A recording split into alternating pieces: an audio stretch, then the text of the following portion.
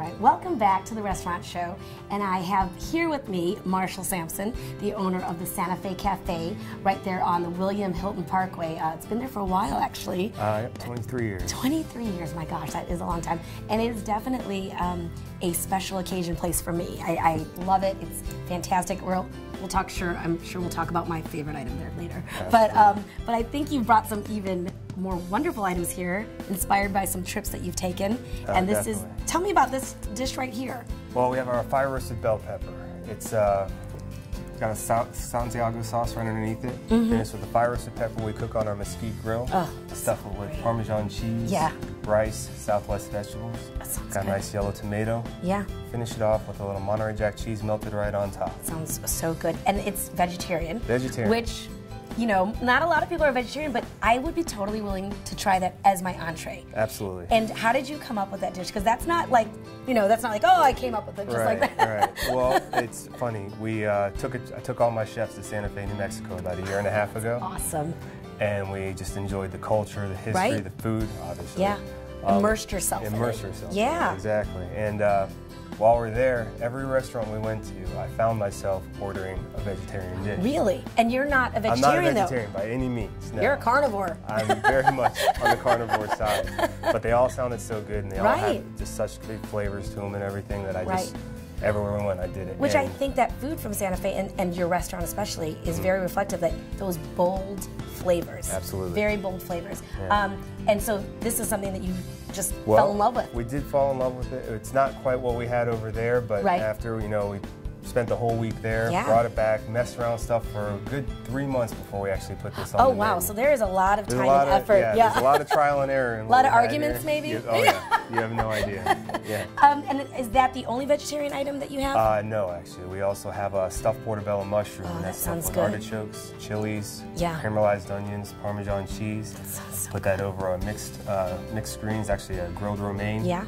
Oh, grilled romaine. Yeah. Do you find a lot of people are kind of like, the lettuce is grilled? What's going on with it? But it's great. It is great, and people fall in love with it every time they try it. And that's why they go back to Santa Fe Cafe all the time. So this next item now, I will tell you, my favorite, I'm sure you never hear this, is my favorite is the grouper. I've never heard No, that. you've never heard that before? You don't sell very many of those? So you have to come up with this? A couple, yeah. Maybe. That is your number one seller, though, It is by far leaps and bounds. I tell people all the time we'd probably go out of business if we stop selling it. And that's probably the truth. You know what, I don't agree with that, but I will tell you that way back when I lived in Chicago still, I actually had a golfer, I was a golf cart girl. He said to me, oh, you're moving to Hilton? I said, yeah. He said, you've got to go to this place called Santa Fe Cafe for the grouper. And that is almost 20 years ago. Yeah. So it's been around and it's a tried and true, so that's awesome. But so what is this one then? This is our salmon. Okay. What we've done is we've taken our filet of salmon, breaded it with tortilla chips. Oh, okay. Pan-seared and oven-baked it. Oh, and then so it's not fried. It's not fried. It's awesome. Yeah. It's awesome. Tried to be light if the summer's coming up and everything like that. It's a great summer dish. Put a bed of mixed greens, toss it with cilantro vinaigrette, put a thin English cucumber wrap all the way around it. And that's what this is right around there? That's what this is right around here. Very fancy. But very simple, though, to do. Very simple. Little avocado cream drizzled right on top to finish it off. That is gorgeous, and it looks delicious. Yeah, it is. Where's my fork? Can I eat it right now? And I love, though, that you get that crunch without having to fry it, to truly fry it. Yeah. So tell me a little bit about, I mean, I know it's summer season coming up. You guys have that great rooftop. Oh, we do. And it's prime time Tell me season about that, right now. Yeah, it's a Rooftop Cantina. It sits above our main dining room. Okay. We have a bar up there. We also have tables available there. Full bar up there? Full bar, yeah. So you could go up there and have drinks and not necessarily have to be like, you're not waiting for a table. You could actually just go up there. Enjoy yourself outside.